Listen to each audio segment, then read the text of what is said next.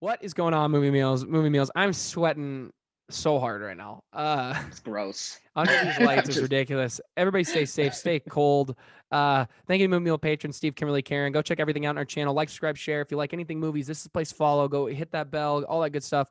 Go get some merch, guys. We got a new logo, new design. It's awesome. It's amazing. Go check it out. All linked in the description. Loki came out almost a week ago. We're 5 days late, something like that.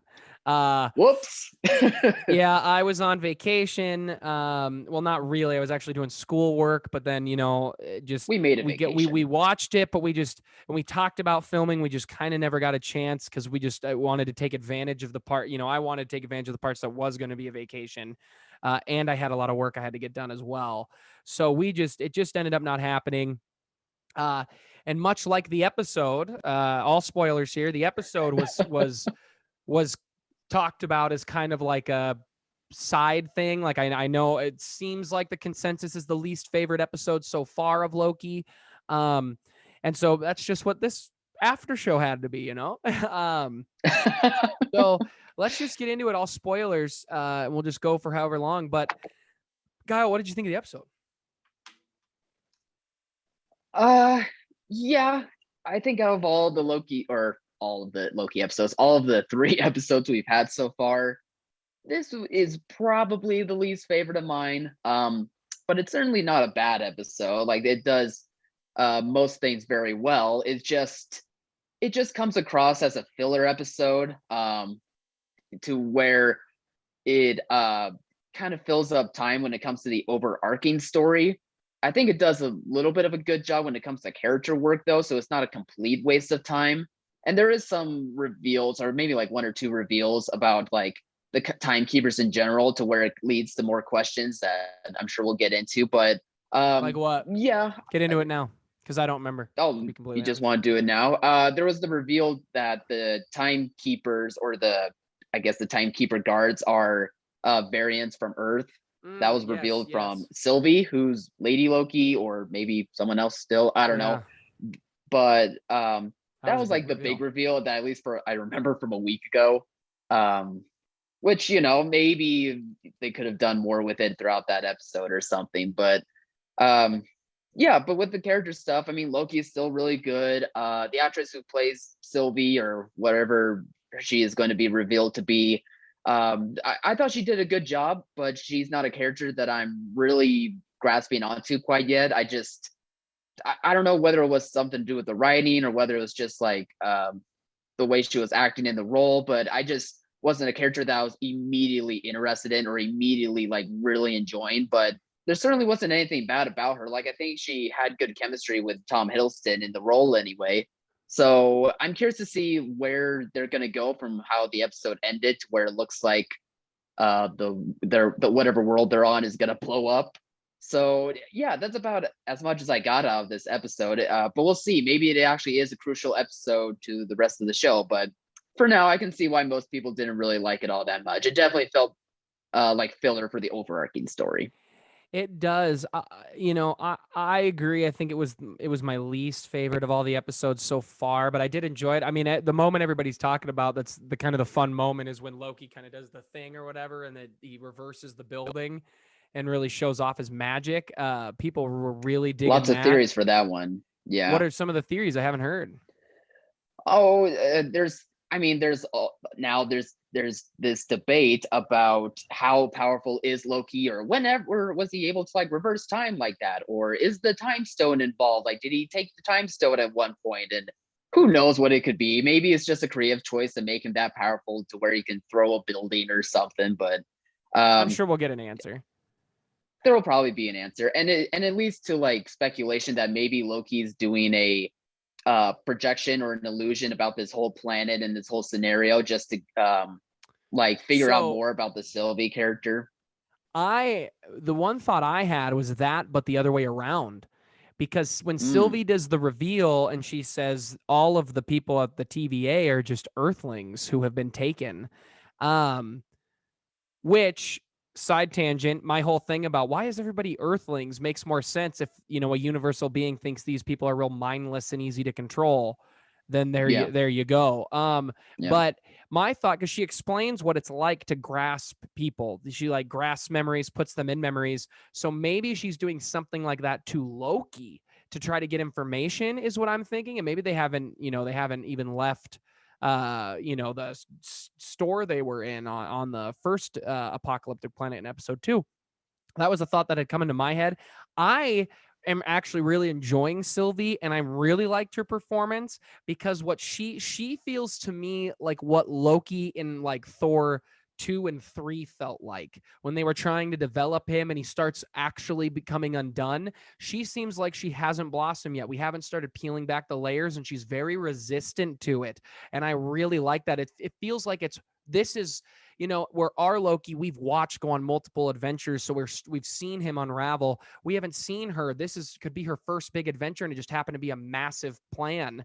And now she is going through those motions, and I really liked that, because I know that when we get everything, it's going to hit hard, because they held back. She teased it. She said, gave you a thing here or there, or misdirect. And I think that that's going to hit really hard. I really liked her. The planet thing is, it is kind of a side thing. I don't know where they're going to go with these humans for the TVA.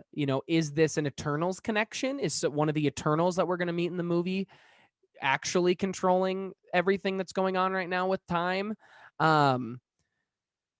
Yeah, I just don't know. It's still up in the air too why Loki was ever brought to the TVA, because I went back and looked at it from the first episode, and all he does is he goes from one place to another, but they never tell us a time.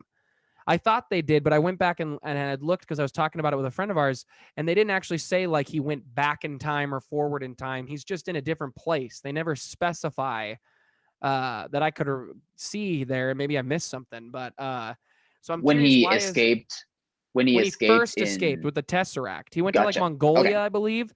But I thought I Okay. remember Yeah. seeing something that said like 1850. Like that made sense. He went back in time, but he didn't have the time stone, because I remember everybody was confused. It was like, why is he going back in time? He doesn't have the time stone. Um, it's Yeah. 6 episodes. Tom Hiddleston has said that 4 and 5 together were his favorite to film, because it was just insane, and he got to work with people that he couldn't talk about. So these 2 That's episodes are going to promising. be a lot of fun, I think. And I think that's why they put a little filler episode in here with episode 3, or to kind of flesh some things out.